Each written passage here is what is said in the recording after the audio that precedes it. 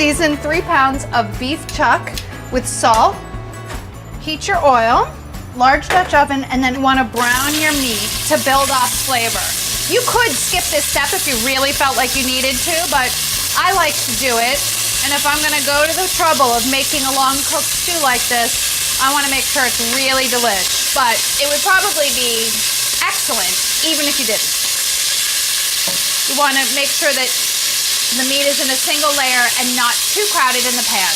As each batch browns, you can remove it to a plate to make room for the next batch. If for some reason your pan gets a little too dark, like say you turn it up too high, you can add a little bit of water just to deglaze it so that it doesn't start burning, because you don't want burn in your chili. As these are browning, I'm gonna start cutting up my onions. I have 2 large onions here. They're really, really big, but this is a really big recipe of chili. They need to be diced. I don't like my onion really big for this, so I try to do a small dice or even close to a mince, but that's a lot. That's asking a lot. If you are a chop your onion in a food processor person, you could do that here if you'd like. I think these onions are really, really big, and I'm only gonna do 1.5 because I think this is gonna be like 3 cups of onion, which is a lot of onion. I also have 8 cloves of garlic that I already minced, and the aforementioned 2 chilies. That is plenty of onion, guys. Move it out of the way, and then cut up your chilies. 2 jalapenos. I'm gonna taste these.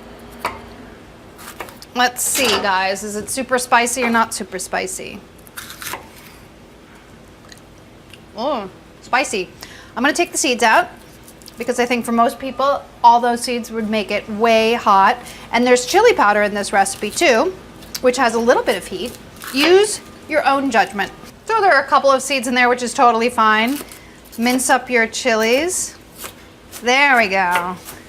I think my meat is finally browned and all of my aromatics are ready to go. So from here on out, it's smooth sailing. Perfectly brown. Good timing, Sarah. Why, thank you, Sarah. Now I'm talking to myself, guys. It's all right. I'm okay. All righty. Add another tablespoon of oil. Add the onions, garlic, and chilies. I turn my heat down just a little bit. Sometimes it can get really hot and then your onions burn, which isn't great. Add the garlic. And then saute everything until it's translucent. Should take about 5 minutes. I did turn the heat down, but I feel like I can turn it back up now that everything's in the pot. I only get a little worried in that transitional period between taking the meat out and putting the onions in. It's a short period, but the bottom of your pot can burn in that time. So I usually turn it down and then turn it back up once the onions are in, and then it starts cooking. Better safe than sorry, that's what I say. The onions are translucent, so I'm gonna add my spices. I have 2.5 teaspoons of ground cumin.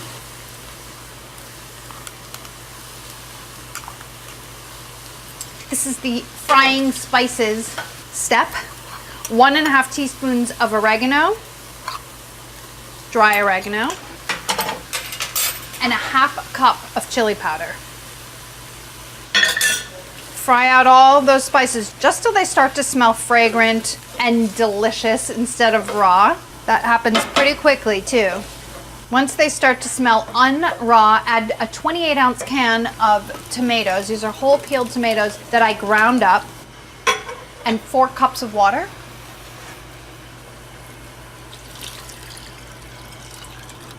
And then another 1/2 teaspoon of salt. I've already added 2.5 teaspoons of salt when I was browning my meat, so it's just a little bit more salt to the mixture. Then add the beef. Don't splash yourself while you're adding the beef back, including all the juices. As you can see, this makes a ton, so you have enough for dinner tonight, plus some to freeze. Bring it to a boil, reduce it to a simmer, and then cook partially covered until the beef is tender and everything is thickened. It should take about 2.5 to 3 hours. When the chili is done cooking, there's one more thing to do. You have to season it with a little bit of white vinegar. We do this because basically vinegar, like lemon juice, brightens the flavor of so many things, and especially long cooked stews like chili. It's really fantastic. Highly recommended, and just brightens everything up. You get a great combination of deep, savory flavors and brightness from the vinegar. That was delicious. Now you can serve yourself up a bowl.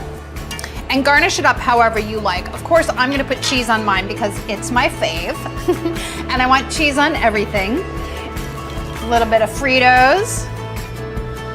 And some lime for additional brightness.